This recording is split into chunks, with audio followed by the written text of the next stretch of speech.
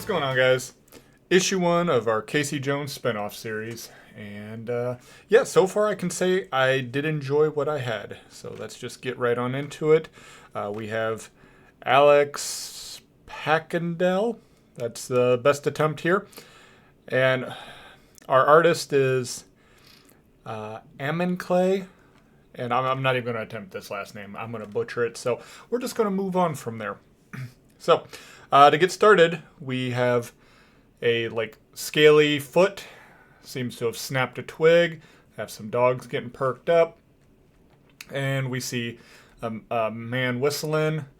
And our scaly foot there, if we take a look at his head now, he is definitely muzzled. So he's already been captured.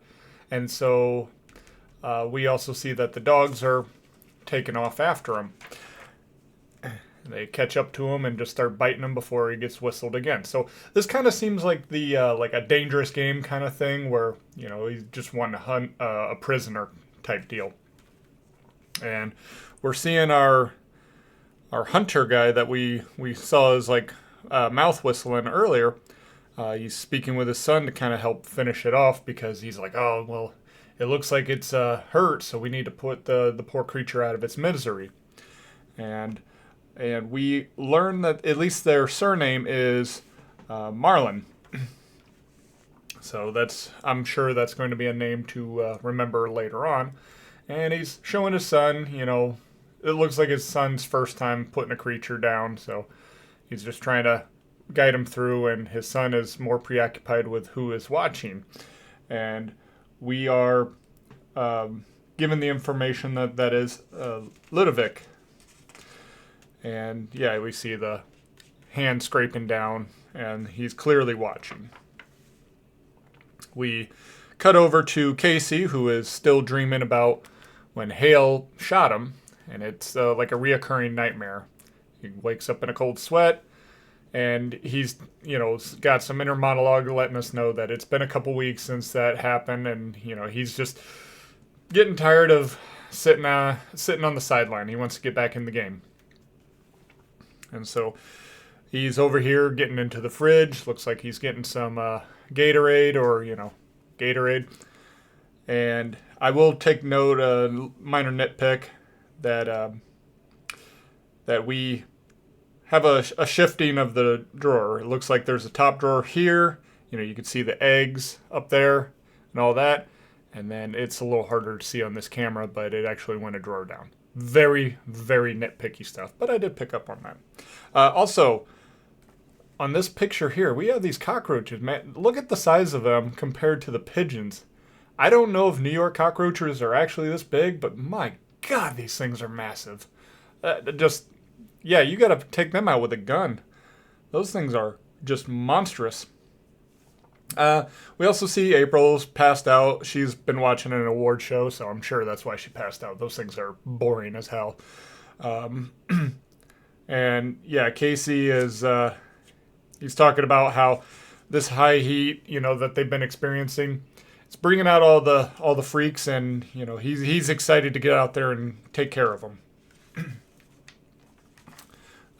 Also talking about how April's been taking over, even wearing his mask and stuff like that. And I've already made mention that I'm not the biggest fan of her wearing the mask. And I do like that we did get back to the original looking mask. I wasn't the biggest fan of the new design. So seeing this back like that, I'm very happy with it. And so yeah, he's making an effort, and he just keeps having Hale shooting him, flashing through his mind as he's deciding to suit up. We then flash forward over to Central Park. We see purple dragons. Now we know two of their names. We have Link and Chun, and they are holding a mutant named Annabelle at knife point because they want to know the whereabouts of her father. That's what she's out there looking for, and basically her father is a criminal, and he's doing business in Purple Dragon territory and not cutting them in on anything. So they're a little angry about this. And then we get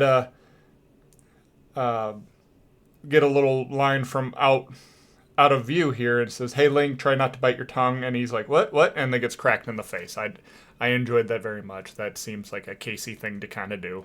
Talk a little smack before he hits. And then we see him continuing to talk smack about picking on a little girl, and that if we're not already aware of this, where I'm at in the 2011 series, I was not made aware of this, but we know that Hun is dead, and he says that if he were alive to witness this, he would be very disappointed. And of course, Hun being Casey's dad. And Link then remarks that this was the purple dragons could have been all his. It was basically his birthright, and he's a traitor for turning his back on him, and his father would be very disappointed in him. And so the fight ensues, and Casey makes pretty short work of him. He gets Chun over here, and the guy that we didn't get the name of easily knocks them both with a split kick there, and then throws his bat and cracks Link in the face. And that looks to be that. Comes over, and this is where he introduces himself as, he's like, "Yeah, I'm Casey," and she lets us know that her name is Annabelle. And not all is over. Link calls out to Chun to do the thing. And we see him taking a few little drops of what? I'm not sure. But it does seem to have a physical change in him. We see him now getting more aggressive. And if we look at everything here, we're seeing his clothes are a little bit more tight on him. And if we go back to where they're just kind of confronting, they look a little looser on him. So it looks like it's had a physical alteration on him. And so now he's attacking Casey. Casey's ready, except for he's not ready for the huge power boost that he got. And Chun just sends Casey right into a tree. And they make sure to grab Annabelle. And yeah, Casey's like, that was lucky of you. You caught me off guard. Don't worry, we'll fix that. And he blocks a punch from Chun with his golf club. And yeah, it bends it all out of whack. And then Chun grabs Casey and has him up by the throat and starts to choke him. Casey starts laughing. He's like, "Yeah, what's so funny?" He's like, "For one, I know I'm better than you. And two, you guys are totally cooked." And we see Mikey, we see a shadow right there. So the turtles are up right behind him. And they do some beating up. And I find this shot both nice. I like the shot, but I find it's a little weird. All of them are just in the air all at the same time. It's just a little awkward for me. I don't know. I would have just maybe had them all in a little bit of different positions, not all just deciding to jump all at once. That's just a little weird, but I like the shot. I do appreciate the design here. The top of the heads are just a touch bigger than what I would prefer, but I do like the overall width of it. It's not too human-like, so I do still like the design. I would have just maybe made it just a touch more shallow up top. But again, little nitpicky, nothing too bad. And so yeah, the Chun, he's ready to go. He's all juiced up. He's ready to fight. Link's like, "Yeah, I'm not taking an ass whooping over a girl, so let's get going." Chun, he disagrees. He's like, "I got him on the ropes," but he gets pulled out of the fight, and they escape. And the police show up, so Turtles, Casey, and Annabelle are all like, "Ninja, vanish!" And they're out. And so they regroup up on the rooftop. You got Donnie over here. He's trying to figure out what's going on with Annabelle. And everybody else is just kind of talking, munching on some pizza and all that. They ask Donnie, "You found anything?" Donnie's like, "Nah, not telling me anything." And Casey says, "Okay, well, I'll take her home. I'll see if I can get some extra information out of her that way." just like a one-on-one. And then they start reflecting on what happened with Juiced Up Chun there. And so they're ruling out that it's like ooze or mutagen or anything like that, at least for the time being. We'll find out later what it is. Now, my theory is it's whatever it is, it's short term. Because Link didn't want to stick in the fight, even though Chun was like super roided out. So I don't think it was going to last much longer anyway. And Link knew that and just said, okay, we're getting out of here while we still can, despite you having the clear upper hand. Also, I feel that there's going to definitely be some sort of side effects to it, because otherwise, why wouldn't they always be on it? So it'll be interesting to see what all that is as the series continues. And so Leo decides, Casey needs a little talking to, so he kind of looks over at Raph and kind of nudges him like, hey, go talk with Case, since you guys are real close. So Raph does, and Casey, he's really defensive. He just doesn't want to hear it. He wants to be back in the fight. And he's like, look, I don't need April's permission to go out. I don't need yours either. Back off. And Raph's like, okay, but, did you even notice your shirt? And we see that Casey's shirt's bloody where it wasn't before, and that's because he popped some stitches. This sends Raph on a little bit of a angry tangent, and this doesn't help the situation. Casey's, again, even more defensive, walks away, takes Annabelle with him, and then they're off. And then Leonardo's like, you got to watch your boy, right? And I didn't like the way that was phrased. I just didn't really feel like that would be the way Leo would say something by saying your boy. It would have just made more sense like, hey, you got to keep an eye on Casey. I could believe like your boy coming from Raph or even Mikey, but Donnie and Leo, I'm not buying that dialogue. So it just doesn't really seem like their kind of thing. Again, nitpicky. So far, that's really been kind of my issues. It's all been nitpicks. But yeah, that one just came a little jarring to me. And so Casey's taking Annabelle back home. Annabelle's still playing coy and just like, oh, I was just out for a walk and stuff like that. And this pisses off Casey. He's like, you know what? I'm tired of everybody just kind of keeping me in the dark on things, and somebody's going to give me an answer. And Annabelle's like, fine, I was looking for my father. And Casey's like, is that it? Why didn't you bring that up with the guys or even the police? And it's like, well, my father's a criminal, and, who would care about a criminal? And Casey, just kind of consoling her and said, I'll care and I'll help you find her, and promise. And so that's the end of Casey's story in this. We do get a little